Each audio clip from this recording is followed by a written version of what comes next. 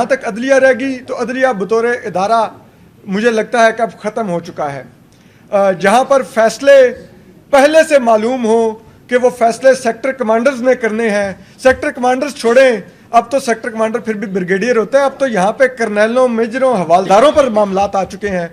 तो वहाँ पर कौन सी अदलिया, कौन से जज, और उन जजेस को हम किस बात की 30-30 लाख तनख्वाहें दें जिनके इतनी हिम्मत ना हो कि वो आम साइल छोड़ें, वो अपने जज का केस ना सुन सकते हों।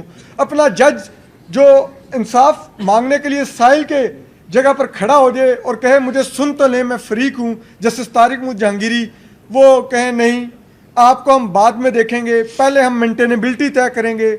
वो कौन से जज बैठे हुए हैं? ये जस्टिस के आगा क्या है? क्या हम नहीं जानते पीपल्स पार्टी से उनकी क्या वाबस्तगी रही है और अब वो किस तरह से कॉन्स्टिट्यूशनल बेंच के हेड बने हैं वहाँ पे सिंध हाई कोर्ट में।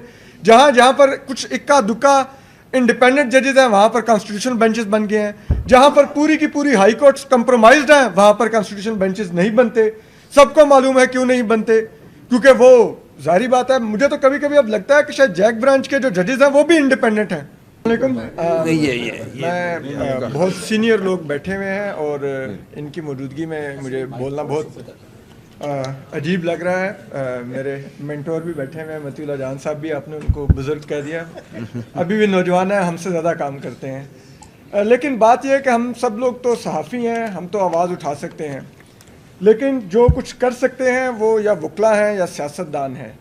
और ये दोनों लोगों ने ना सिर्फ डिसअपॉइंट किया है आवाम को, बल्कि बिट्रे भी किया है।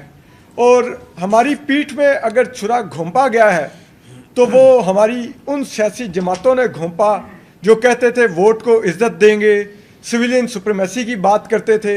हमारी बार एसोसिएशंस ने घोंपा। आप देखिए जिस दिन वक्त ये आ जाए कि supreme court bar association notifications जारी कर रही हो कि वो DHA के साथ एग्रीमेंट साइन करने जा रही है, तो मेरे ख्याल में बहुत से वकला रहनुमाओं के लिए भी वक्त है कि शायद उनको या तो वकालत छोड़ देनी चाहिए या कम अज़ कम ऐसी जो तकरीबात है उनका इनकाद मुमकिन नहीं होने देना चाहिए। जैसे यहाँ पर बार बार रोक दिया जाता है, जब कोई वकला की गैदरिंग जो हुकूमत की मंशा के मुताबिक ना हो वो रोक दी जाती है, तो फिर ऐसी तकरीबात का इनकाद कैसे मुमकिन होता है। और दूसरी बात यह है कि जहाँ तक अदलिया रहेगी तो अदलिया बतौर इदारा मुझे लगता है कि अब ख़त्म हो चुका है। जहाँ पर फैसले पहले से मालूम हो कि वो फैसले सेक्टर कमांडर्स ने करने हैं, सेक्टर कमांडर्स छोड़ें, अब तो सेक्टर कमांडर फिर भी ब्रिगेडियर होते हैं, अब तो यहाँ पे कर्नलों, मेजरों, हवालदारों पर मामलात आ चुके हैं। तो वहाँ पर कौन सी अदलिया, कौन से जज, और उन जजेस को हम किस बात की 30-30 लाख तनख्वाहें दें जिनके इतनी हिम्मत ना हो कि वो आम साइल छोड़ें, वो अपने जज का केस ना सुन सकते हों। अपना जज जो इंसाफ मांगने के लिए साइल के जगह पर खड़ा हो जाए और कहे मुझे सुन तो लें, मैं फ्रीक हूँ, जस्टिस तारिक मुझ जहांगीरी, वो कहें नहीं आपको हम बाद में देखेंगे, पहले हम मेंटेनेबिलिटी तय करेंगे। वो कौन से जज बैठे हुए हैं? ये जस्टिस के आगा क्या है? क्या हम नहीं जानते पीपल्स पार्टी से उनकी क्या वाबस्तगी रही है और अब वो किस तरह से कॉन्स्टिट्यूशनल बेंच के हेड बने हैं वहाँ पे सिंध हाई कोर्ट में। जहाँ जहाँ पर कुछ इक्का दुक्का इंडिपेंडेंट जजेस हैं वहाँ पर कॉन्स्टिट्यूशनल बेंचेस बन गए हैं। जहाँ पर पूरी की पूरी हाई कोर्ट्स कंप्रोमाइज्ड हैं वहाँ पर कॉन्स्टिट्यूशनल बेंचेस नहीं बनते। सबको मालूम है क्यों नहीं बनते, क्योंकि वो जाहिर बात है, मुझे तो कभी कभी अब लगता है कि शायद जैक ब्रांच के जो जजेस हैं वो भी इंडिपेंडेंट हैं। ये हमारे सुप्रीम कोर्ट के, हमारे हाई कोर्ट्स के जजेस नहीं इंडिपेंडेंट, ये कंप्रोमाइज्ड हैं।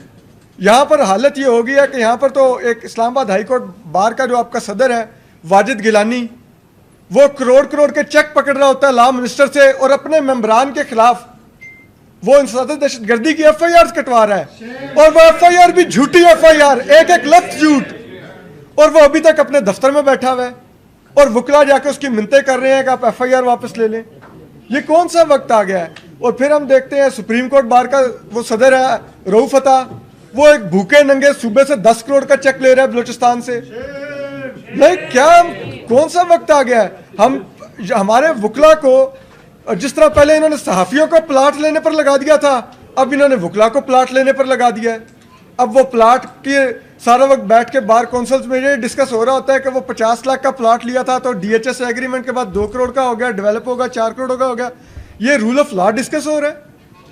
इस मुल्क में ना अदलिया है ना मीडिया है, तमाम का तमाम मेन स्ट्रीम मीडिया। मैं एजाज सैयद को सेकंड करता हूँ कि वो सरकार से मंजूर शुदा जो प्रोग्राम है वो कर रहे हैं। यहाँ पर जो जजेस हैं वो सरकार के मंजूर शुदा फैसले दे रहे हैं, तो फिर एक ऐसी अदलिया, ऐसा मीडिया, तो उसके बाद फिर कहाँ पे आप ने वो जो लड़ाई लड़नी है, अगर कोई रूल ऑफ लॉ की, अगर कोई जमहूरियत की, अगर आइन की बहाली की, वो लड़ाई लड़नी आपने किन से है? उनसे जिनके पास बंदूकें हैं या उनसे जो उन बंदूकों वालों के साथ मिल गए हुए हैं? तो मेरे ख्याल में सबसे पहले अपने घर से सफाई करनी होगी। पहली लड़ाई जो आपके अपने अंदर है उनसे लड़नी होगी। आगे इलेक्शन आ रहे हैं और इलेक्शन से पहले DHA से एग्रीमेंट साइन हो रही है।